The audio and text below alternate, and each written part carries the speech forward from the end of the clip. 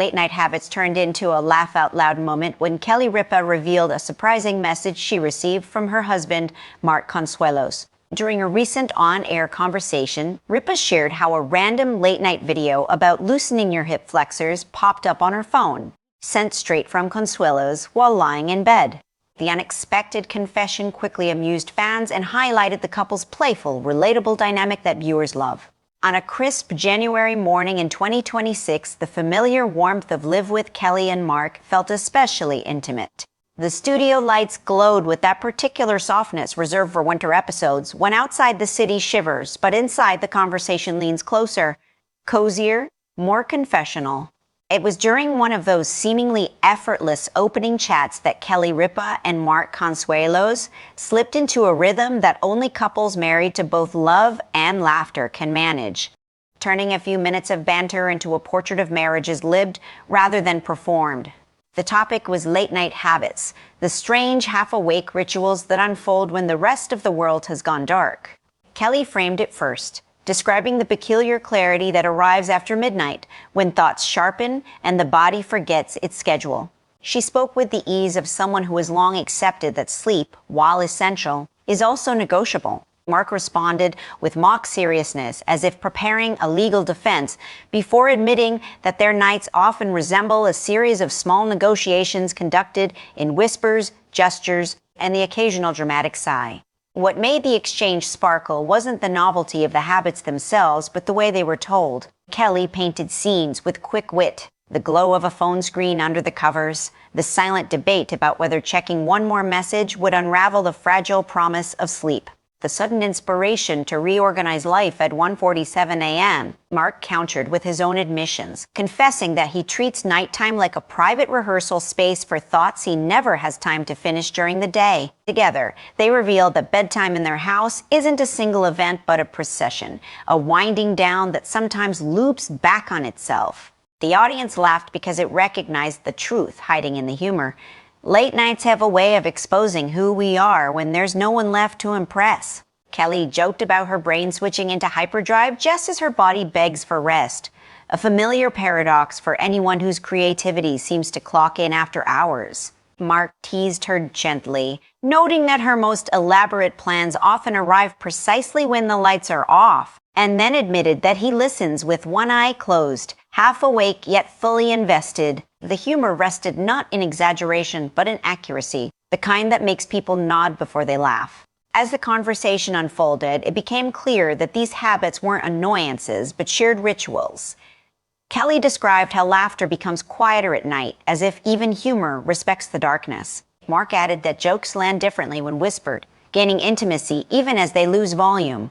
They talked about how the day's noise fades, leaving room for the small stuff, the questions that didn't fit into daylight schedules.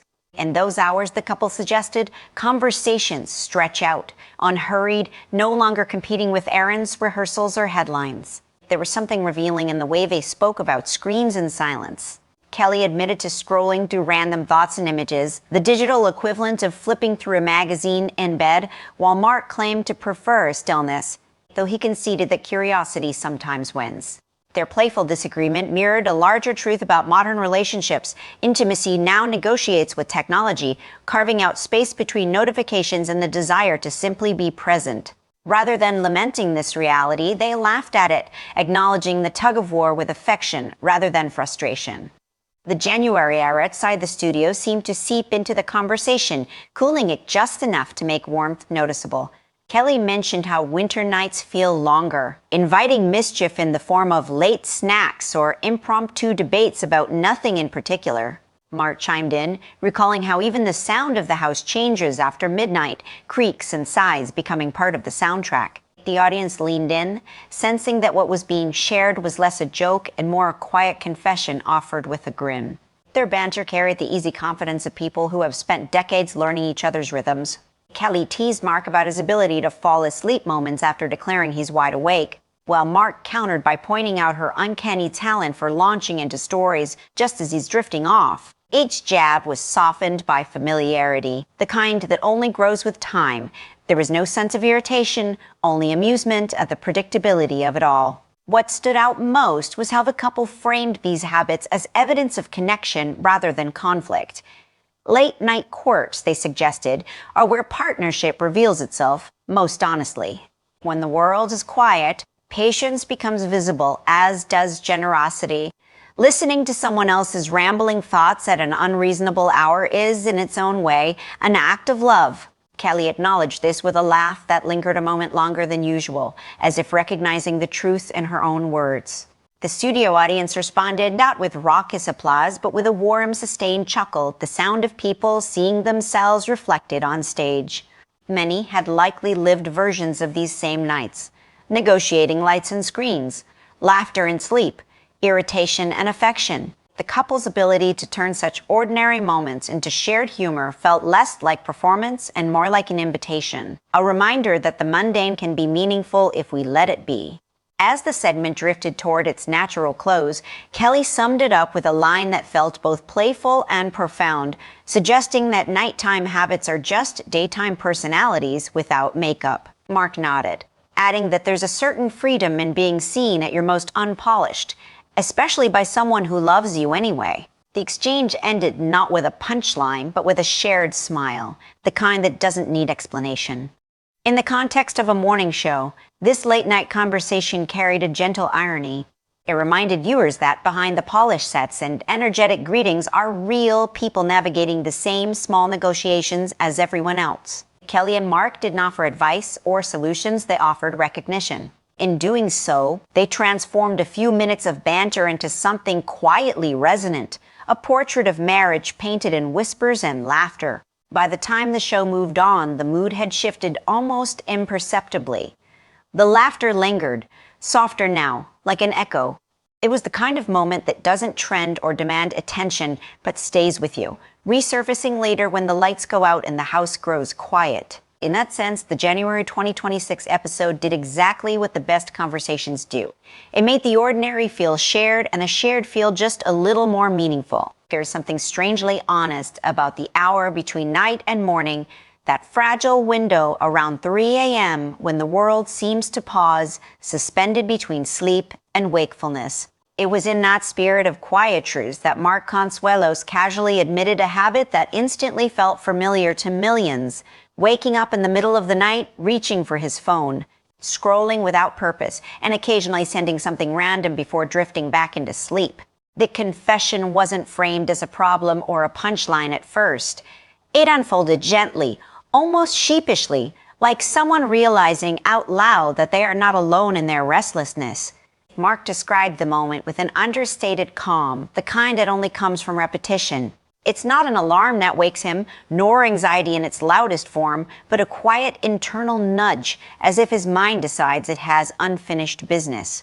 The house is dark, silent except for the subtle hum of electricity and the faint sounds of a sleeping world.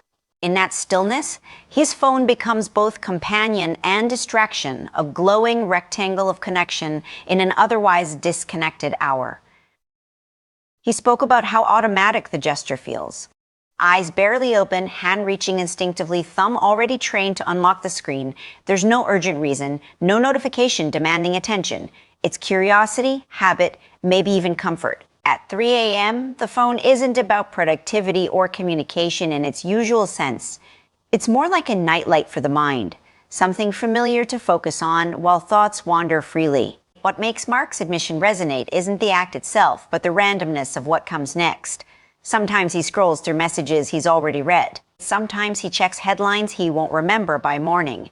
And sometimes, in a half-dream state where logic loosens its grip, he sends something.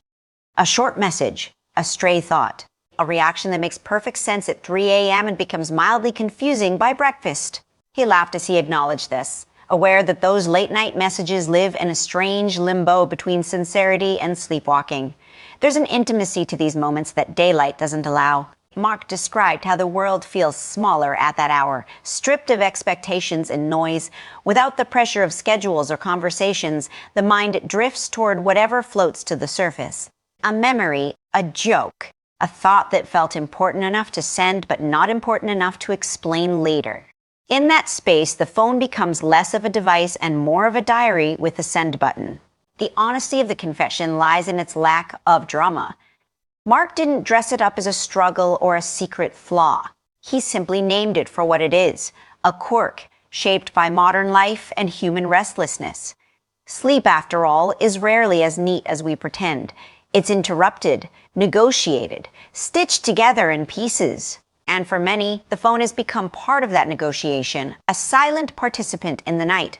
As he spoke, it was impossible not to picture the scene, the glow of the screen reflecting in tired eyes, the stillness of the room, the sense that time has slowed just enough to let thoughts roam.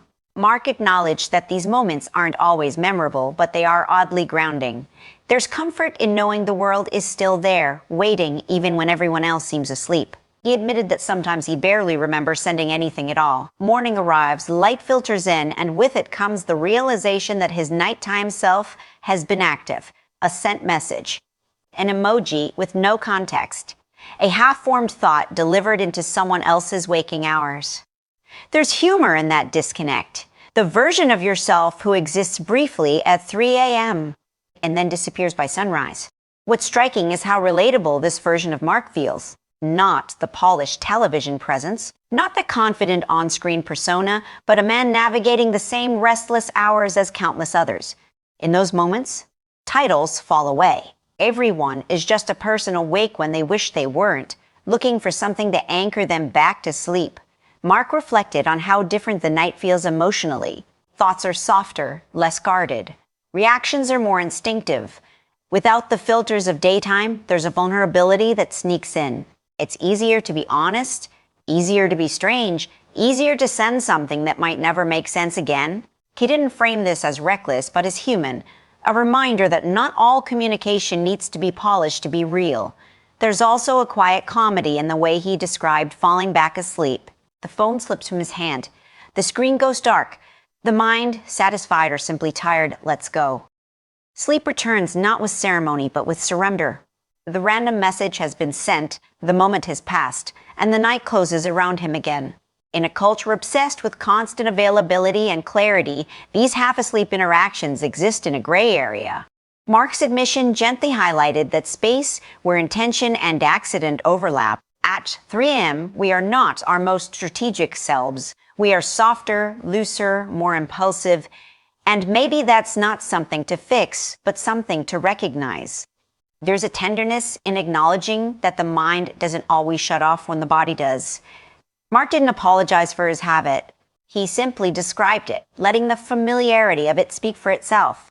The laughter that followed wasn't mocking, but understanding, the sound of shared experience echoing back. These nocturnal moments also reveal how deeply technology has woven itself into our private lives. The phone isn't just for work or social updates. It's there in our most unguarded hours. Mark's story reflects a broader truth about modern existence, where connection doesn't sleep even when we try to. Yet instead of framing this as a loss, he treated it as a fact of life, something to be laughed at rather than resisted. What lingers most is the image of that 3 a.m. version of Mark, suspended between worlds, sending something that feels right in the moment. There's a quiet poetry to it. The idea that even in restlessness, there's a desire to reach out, to express, to acknowledge being awake. It's not about urgency, but presence, a small signal sent into the darkness. By morning, the world resets. The phone is back to being a tool. Messages are contextual again, but those late-night fragments remain, little traces of the self that existed briefly in the quiet hours.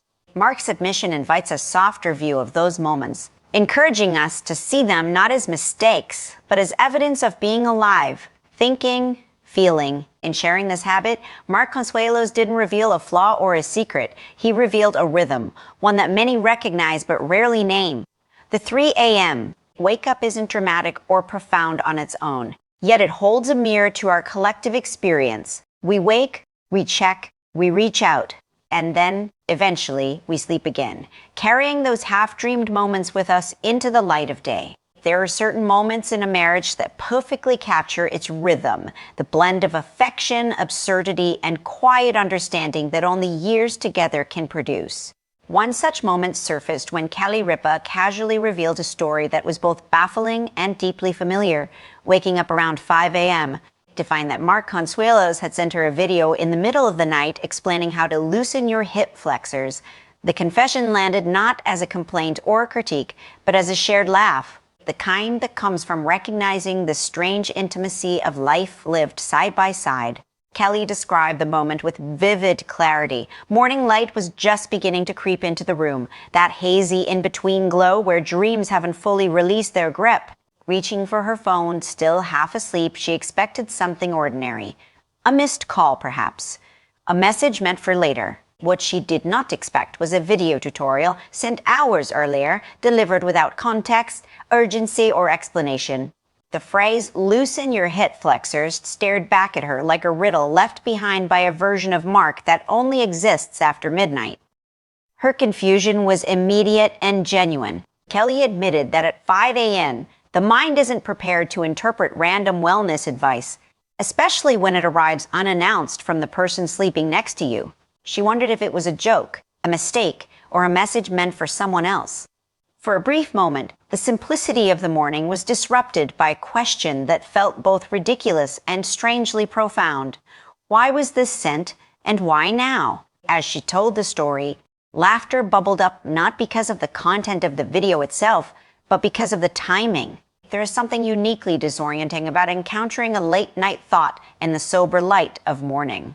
The intention behind it, whatever it was, feels suspended in another world, one governed by fatigue, curiosity, and a loose relationship with logic. Kelly made it clear that the video wasn't alarming or offensive, just deeply confusing, like finding a sticky note from a dream you don't remember having. The humor deepened as she reflected on Mark's late-night mindset. She imagined him awake at an unreasonable hour, scrolling, thinking, and deciding that hip flexor mobility was important enough to share immediately. Not tomorrow. Not after coffee. Now, there was affection in her tone as she described this version of her husband, a man driven by curiosity and impulse when the rest of the world is asleep. Kelly admitted that her first reaction wasn't irritation, but bewilderment. At 5 a.m., the brain is still negotiating with reality.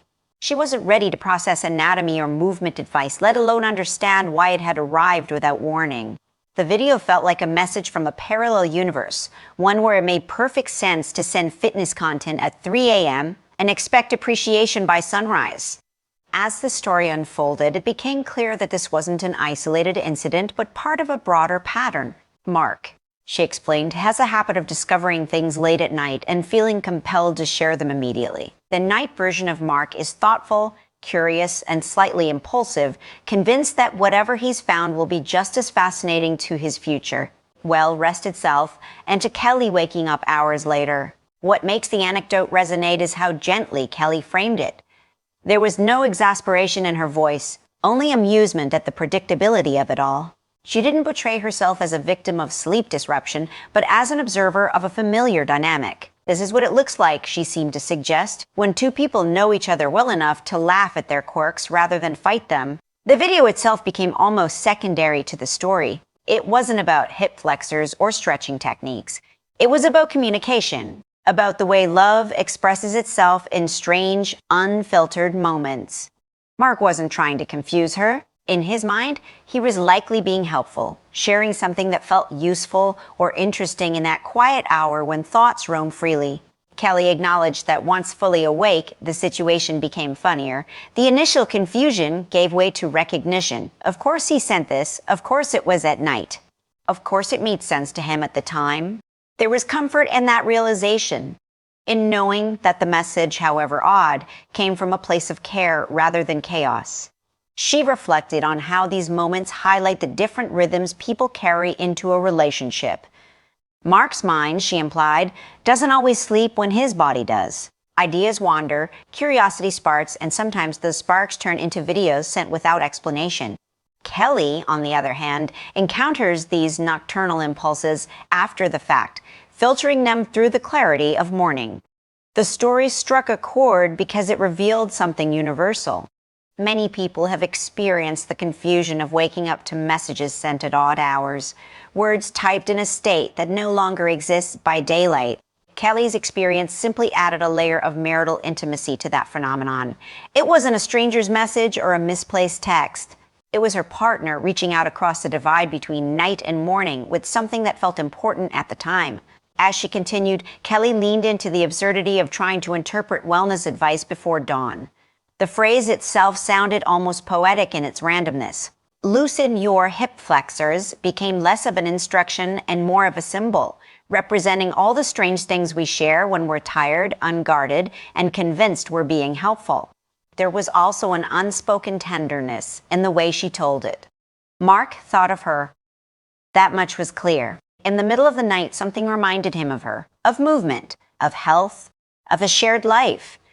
The execution may have been questionable, but the intention carried warmth. Kelly seemed to recognize that even as she laughed at the timing. The audience reaction mirrored that understanding. Laughter rippled not because the situation was outrageous, but because it was recognizable. Many saw their own relationships reflected in that 5 a.m. moment of confusion. When love arrives wrapped in odd packaging, Kelly didn't end the story with a punchline so much as a quiet acceptance.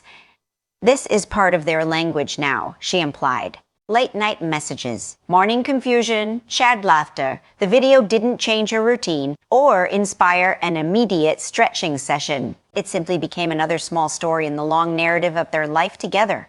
In sharing it, Kelly offered more than humor. She offered a glimpse into the texture of a relationship that has weathered time, fame, and routine. It's built not on grand gestures, but on moments like this when one person wakes up to find something strange and smiles instead of sighing. By the time the story settles, loosen your hip flexors had transformed from a baffling instruction into a shorthand for love expressed imperfectly. It captured the beauty of being known well enough to be confused by someone and still feel comforted. In that early morning light, Kelly wasn't just puzzled by a video. She was reminded in the most unexpected way that even at 3 a.m., she is on Mark's mind. And perhaps that is what lingered most after the laughter faded. Not the confusion, not the randomness, but the quiet truth beneath it. Love doesn't always arrive at convenient times or in sensible forms. Sometimes it shows up as a video you don't understand, sent hours too early, carrying a message that only makes sense once you've laughed it through. The laughter that filled the studio didn't arrive all at once. It built slowly, the way genuine amusement does, starting with recognition and ending in something warmer, almost communal. When Mark Consuelos casually acknowledged that before bed he mostly just fumbles around online and ends up sending weird things, the honesty of it landed harder than any perfectly timed joke ever could. It wasn't rehearsed humor or a clever punchline. It was a confession wrapped in self-awareness, and that was exactly why it worked. Mark didn't try to elevate the habit or justify it. He didn't frame it as curiosity, research, or late-night productivity.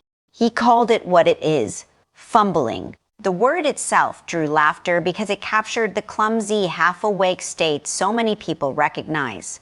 That time of night when intention dissolves, when the phone becomes less a tool and more a portal to randomness, and when the line between curiosity and distraction blurs into nothing at all. As he spoke, there was an ease in his posture, the kind that comes from accepting one's quirks rather than defending them. He described the moment before sleep as a strange limbo, when the body is ready to shut down, but the mind refuses to follow instructions. In that space, he admitted, he scrolls without direction, taps on things he doesn't fully understand, and occasionally stumbles across something that feels important enough to share immediately. Not tomorrow, not later. Now, while the thought still exists, the laughter that followed wasn't mocking, it was affectionate. Kelly Ripa reacted not with surprise, but with the knowing amusement of someone who has lived alongside that habit long enough to see its patterns. The audience felt it too. This wasn't celebrity behavior set apart from everyday life. It was deeply ordinary, almost reassuring in its lack of polish. Mark explained that at night, intention loosens. He isn't looking for anything specific. He isn't trying to be useful or insightful. He's just there, moving from one thing to the next, guided by whatever catches his attention in that moment. He saw a video, a random fact, a clip that makes sense only in the soft logic of near sleep, and in that state, sending it feels natural, even generous, as if sharing the discovery validates it. What made the exchange spark was the way he owned the weirdness. He didn't distance himself from it or pretend it was ironic. He laughed at himself, acknowledging that whatever seems fascinating at midnight often looks absurd by morning. That recognition created a bridge between him and everyone listening. We've all been that person, awake too late, convinced that a stray thought or link deserves an audience. Kelly's laughter carried something deeper than humor. It held familiarity, the kind that comes from waking up to messages that don't quite explain themselves. Messages sent by a version of someone you love who exists briefly in the quiet hours and disappears by sunrise. She didn't need him to elaborate. The shorthand of shared life filled in the gaps. Mark leaned into that truth, admitting that he rarely remembers exactly why he sent something. The impulse feels urgent in the moment, but fragile. By daylight, it's just a digital artifact of a restless mind. There's something disarming about that admission, the idea that not everything we share needs a grand explanation. Sometimes it's enough that it felt right when it happened. The exchange resonated because it stripped away the illusion of control we like to project. Before bed, control flips. Discipline softens. We become more ourselves, less edited. Mark's description of fumbling around online captured that perfectly. It wasn't about addiction or distraction. It was about the gentle chaos of being human when no one is watching. The studio laughter grew as he spoke, but beneath it was recognition. Phones have become companions in those late hours, witnesses to our most unfiltered curiosity. Mark's honesty gave voice to a shared experience that often goes unnamed. He didn't present himself as disciplined or mindful in those moments. He presented himself as awake, bored, curious, and slightly unguarded. Kelly's response added another layer. Her amusement suggested not frustration, but acceptance. This wasn't a habit she was trying to fix. It was simply part of the rhythm of their life together. Nighttime messages, strange links, unexplained videos, they had become familiar landmarks in the landscape of their relationship. The laughter wasn't just about the weird things being sent, it was about timing. Night logic doesn't survive daylight scrutiny. What feels insightful at 12:48 a.m. can feel nonsensical at 600. Mark seemed fully aware of that gap, and instead of resisting it, he embraced it. There was freedom and not acceptance, a willingness to be seen as slightly ridiculous. He spoke about how the quiet of night amplifies curiosity. Without the noise of the day, even small things feel louder, more interesting. The phone becomes a window rather than a distraction, and in that stillness, fumbling feels harmless. There's no urgency to be efficient or impressive. There's just time passing and a thumb moving across a screen. What lingered most was the warmth of the exchange. Laughter born from honesty has a different texture. It doesn't fade quickly, it settles. Mark's acknowledgement of his habit didn't expose a flaw. It revealed trust, both in himself and in the person he shares those late-night moments with. He wasn't embarrassed. He was amused. The audience responded in kind, not as spectators, but as participants in a shared understanding. This wasn't a celebrity anecdote meant to dazzle. It was a mirror held up to the quiet hours so many people know well. The fumbling. The weird messages. The half-asleep logic that feels completely reasonable until it doesn't. By the time the laughter eased, something gentle remained, a reminder that not all moments need to be optimized or explained. Some can simply exist, weird and fleeting, sent into the night without apology. Mark Consuelos didn't try to turn his habit into wisdom. He just named it, laughed at it, and in doing so, made space for everyone else to do the same. In that moment, the studio felt less like a set and more like a living room, filled with people nodding along to a truth they rarely say out loud. Before bed, we fumble, we wander, we send things that don't make sense later. And sometimes acknowledging that is enough to turn confusion into laughter and laughter into connection. The story didn't just make people laugh. It quietly reminded them why this couple resonates so deeply. In a television landscape often built on polished distance, the playful dynamic between Kelly Ripa and Mark Consuelos feels refreshingly unguarded. Married for nearly 30 years, they have reached a stage where humor is no longer performative but instinctive, woven into the way they speak to each other, tease each other, and share their lives publicly. Their exchanges are less about delivering jokes and more about letting people witness the rhythm of a long partnership that has learned to laugh before anything else. What stood out in the moment wasn't the content of the story itself, but how naturally it revealed the shape of their relationship. Kelly's delivery carried the ease of someone who knows she doesn't need to explain context. Mark's reactions were filled with recognition rather than defense. There was no sense of one person trying to win the exchange. Instead, there was a shared understanding that the humor existed between them, not at the expense of either of them. Nearly 3 decades of marriage have given them a private language, and when they bring fragments of it on air, it never feels forced. The laughter comes easily because it's rooted in familiarity. Kelly knows exactly how far to push. Mark knows when to lean into the joke and when to laugh at himself. These instincts don't develop overnight. They are built over years of shared mornings, late nights, arguments, apologies, routines, and reinventions. On screen, their banter often feels like a continuation of a conversation that started long before the cameras turned on. That is part of what makes it compelling. Viewers are not watching two people perform chemistry. They are watching chemistry that already exists, spilling casually into a public space. The humor lands because it's grounded in lived experience, in moments that are small enough to be real, but relatable enough to feel universal. Kelly has always had a sharp comedic instinct, but when paired with Mark, that instinct softens into something warmer. Her jokes aren't barbs meant to sting. They are nudges meant to invite.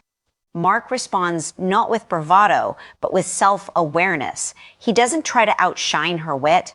He meets it, compliments it, and sometimes simply steps aside to let it unfold. That balance is rare, and it's clearly earned. Their nearly 30-year marriage carries weight not because of its length alone, but because of how lightly they wear it. They don't present themselves as experts on love or as a flawless couple. Instead, they share the messiness, the odd habits, the moments that make no sense in daylight. In doing so, they normalize the idea that longevity isn't built on perfection, but on adaptability and humor. When they share personal moments on air, it never feels like oversharing. There's a clear boundary, an understanding of what belongs to them and what can be laughed about collectively. The moments they choose to reveal are often the ones that highlight absurdity rather than conflict. That choice speaks volumes. It suggests a partnership secure enough to find humor in its own quirks without needing to prove anything. Their playful dynamic is rooted in mutual respect. Kelly can tell a story that makes Mark look slightly ridiculous, and Mark can laugh along because he knows the affection beneath it is solid. That kind of trust takes time. It's built through consistency, through showing up for each other when cameras are off, when applause fades, and when life feels less amusing. Over the years, audiences have watched them evolve from a young couple to seasoned partners, navigating careers, parenthood, and public life. What hasn't changed is the ease with which they return to humor. It's their reset button. When things get too serious, laughter brings them back to center. When routines threaten to dull excitement, humor sharpens it again. On air, this dynamic translates into moments that feel spontaneous, even when they're rooted in habit. Kelly's timing, Mark's reactions, the shared glances that communicate entire sentences without words. These are not scripted beats. They are the byproduct of long familiarity, of knowing how the other person thinks when they'll interrupt and how they'll respond. The story that sparked laughter did more than entertain. It offered a glimpse into how they stay connected after so many years. Playfulness, in their case, isn't immaturity, it's resilience. It's a way of choosing lightness without denying depth. It's how they navigate the ordinary and transform it into something memorable. Their marriage has unfolded in public view, yet it retains an intimacy that feels protected. They don't rely on grand declarations or dramatic gestures. Instead, they let small, humorous moments carry the weight of their bond. A strange message, a late-night habit, a confused morning reaction. These are the building blocks of a shared life, and they treat them with affection rather than annoyance. The audience response to their stories reflects a collective longing for that kind of connection. Not perfection, but partnership. Not constant romance, but companionship infused with humor. Kelly and Mark don't sell an idealized version of marriage. They offer a realistic one, softened by laughter and strengthened by time. In a medium that often rewards spectacle, their appeal lies in restraint. They don't escalate stories for effect, they let them breathe. Kelly tells them with clarity and warmth. Mark receives them with humility and humor. The exchange feels less like a segment and more like an invitation to sit in the room with them for a moment. Nearly 30 years together means they've seen each other through phases, successes, disappointments, and reinventions. The playful dynamic they share now feels like the result of all of that history settling into something steady. There's no urgency to impress. There's comfort in being known. When they share humorous personal moments on air, they aren't just filling time. They are modeling a way of being together that values laughter as a form of care. They show that humor doesn't trivialize commitment, it sustains it. It makes space for forgiveness, for patience, for perspective.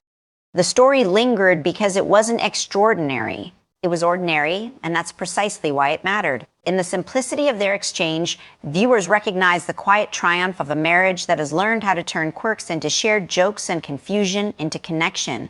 Kelly and Mark's playful dynamic is not a performance of happiness.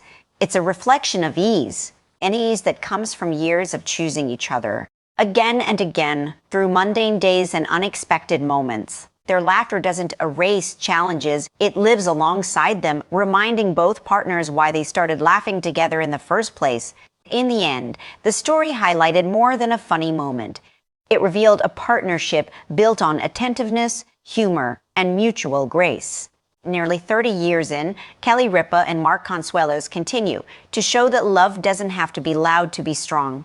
Sometimes it just has to be willing to laugh at itself, especially when the cameras are rolling and the moment is shared with the world. The lighthearted revelation once again showed why Kelly Ripa and Mark Consuelos continue to charm audiences. By openly sharing these quirky, unscripted moments, the longtime couple proves that even after decades together, humor and spontaneity still keep their relationship fresh, and fans laughing right along with them.